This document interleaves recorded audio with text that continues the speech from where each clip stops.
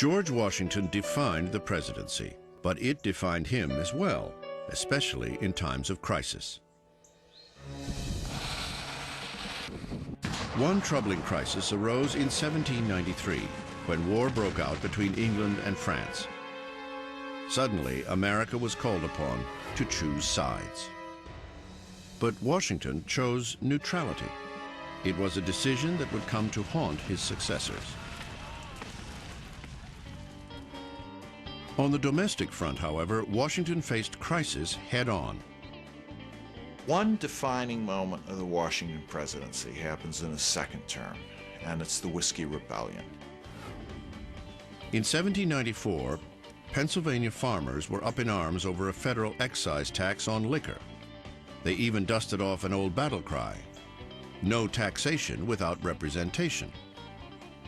Washington's point of view was, wait a second, in 1776, we were rebelling against taxes that had been passed in London by the King and Parliament.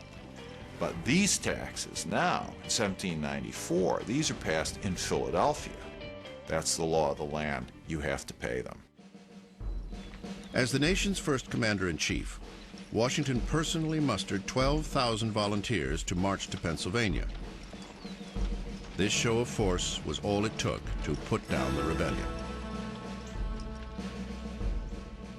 Washington understood very clearly that everything he did as the first president of the United States would be watched by nations abroad and by people at home and would set a precedent. Well, the main precedent, the one that he's known the most for, is that he left. He decides at the end of his second term that he wants to step down. Partly, I think he's feeling the approach of age. He's in his mid-60s. I think he also wants to teach the country a lesson in the passing on of power. And you wonder, for example, if somebody like Richard Nixon, say, had been our first president, would Nixon have stepped down? Grace is a knowing when to leave. Washington left after 2 terms. I think that was his finest moment.